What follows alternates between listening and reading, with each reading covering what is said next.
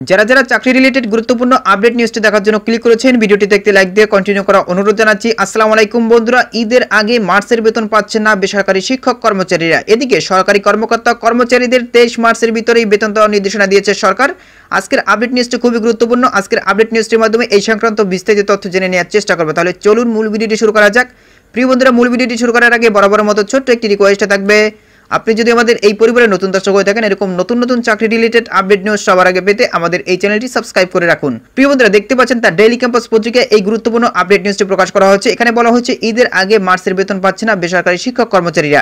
এখানে দেখতে পাচ্ছেন এই নিউজটি প্রকাশ করা হচ্ছে 18 মার্চ 2025 তারিখে, অর্থাৎ আজকেই কিন্তু এই নিউজটি প্রকাশ করা হয়েছে।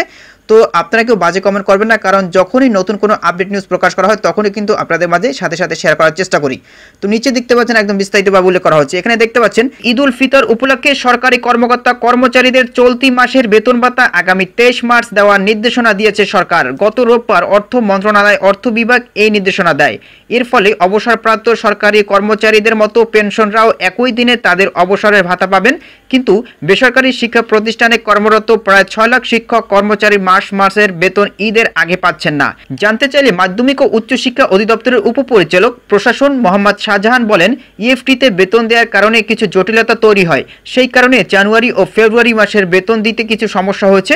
সরকারি নির্দেশনা অনুযায়ী ঈদের আগে মার্চ মাসের বেতন দেওয়া সম্ভব হবে না, তবে ঈদ বোনাস ও ফেব্রুয়ারি মাসের বেতন খুব শীঘ্রই ছাড় করা হবে। এদিকে বেসরকারি শিক্ষা প্রতিষ্ঠানে কর্মরত প্রায় 3.5 লাখ শিক্ষক কর্মচারীদের বেতন চলতি সপ্তাহে দেওয়ার কথা থাকলেও এখনও বেতন ছাড়ের প্রস্তাব শিক্ষা মন্ত্রণালয় পাঠায়নি মাধ্যমিক ও উচ্চ শিক্ষা অধিদপ্তরের মাউসি education management information system EMISL।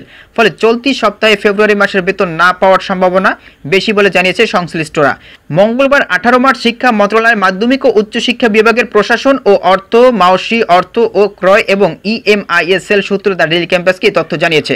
তো প্রিয় বন্ধুরা, বুঝতেই পেরেছেন সকল সরকারি কর্মকর্তা কর্মচারীদের আগামী 23 মার্চের ভিতরেই বেতন দেওয়ার নির্দেশ দিয়েছে সরকার। আর এদিকে সকল বেসরকারি শিক্ষক কর্মচারীদের মার্চ মাসের বেতন কবে পাবে তার কোনো নিশ্চয়তা নেই। তো এটাই হচ্ছে বৈষম্য। তো প্রিয় বন্ধুরা, এই বিষয়ে যদি আপনাদের কোনো ব্যক্তিগত মতামত থেকে থাকে তাহলে অবশ্যই কমেন্ট করে জানাবেন।